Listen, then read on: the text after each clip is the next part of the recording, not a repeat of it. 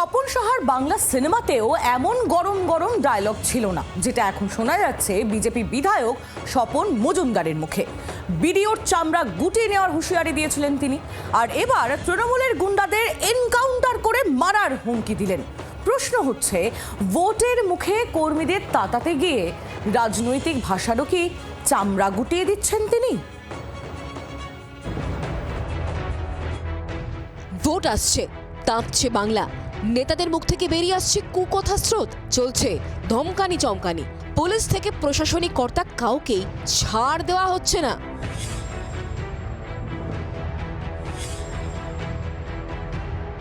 (2026) BJP ক্ষমতায় এলে তৃণমূলের গুন্ডাদের এনকাউন্টার করা হবে, উচিত শিক্ষা দেওয়া হবে পুলিশকেও। গোপালনগর স্টেশন সংলগ্ন এলাকায় দলের পথসভায় হুমকির সুর শোনা গেল বিজেপি বিধায়ক স্বপন মজুমদারের কথায়। 2026-এ বাংলার মসনদে বিজেপিকে বসাবে। আজকে দলদাস পুলিশ এবং টিএমসির হারমাত বাহিনীর গুন্ডাগুলো কান খুলে রাখো, সবগুলোকে দেখে নেব, গুন্ডাগুলোকে এনকাউন্টার করব, আর এই দলদাস পুলিশগুলো ভোট দিতে খুলে নেব। বিজেপি স্থানীয় বুথ সভাপতিকে হুমকি দেওয়ার অভিযোগে তৃণমূলের জনপ্রতিনিধির চামড়া গুটিয়ে দেওয়ার হুঁশিয়ারিও দেন বিধায়ক। তোর পুরো খানদান থাকবে না, আমি স্বপন মজুমদার বলে দিয়ে যাচ্ছি। দেবব্রত বসাকে গায়ে যদি হাত পড়ে তোর পুরো খানদান থাকবে না। তোর কোন বাবা বাঁচায় আমি দেখে নেব। এখানে ভোট লুট করে যে লম্পটটা এখন নিজেকে জনপ্রতিনিধি ভাবছে, সে মানুষকে ধমকাচ্ছে, খাল খিচে নিয়ে আসবো। খোলা মঞ্চে খুল্লা হুঁশিয়ারি, স্বপনের বিরুদ্ধে প্রশাসনিক পদক্ষেপ চেয়ে সরব তৃণমূল।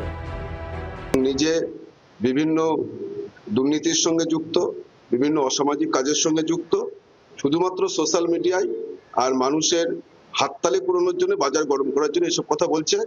আসলে ও নিজেও জানে যে 26-এ ও রেকর্ড পরিমাণ ভোটে ও যদি প্রার্থী হয়, ও রেকর্ড ভোটে পরাজিত হবে। ওর বিরুদ্ধে আইনানুগ ব্যবস্থা নেওয়ার জন্য আমরা পুলিশের কাছে অনুরোধ করব। স্বপনের ধমকানি চমকানি অবশ্য নতুন নয়। দিন 15 আগেই গাইঘাটা বিডিও অফিসে ডেপুটেশন দিতে গিয়ে জয়েন্ট বিডিওকেও একই ভাষাতে শাসানি দিতে দেখা গিয়েছিল তাকে।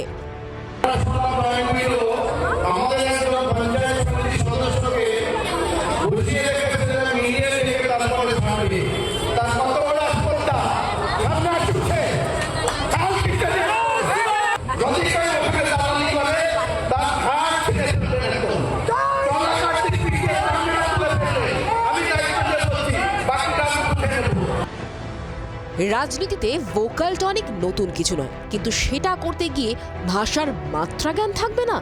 বাংলায় এ কোন রাজনীতি জন্ম দিচ্ছেন স্বপন মজুমদাররা? মনোজ মণ্ডলের রিপোর্ট, জি 24 ঘন্টা। বাংলার আওয়াজ, বাঙালির আবেগ, জি 24 ঘন্টা।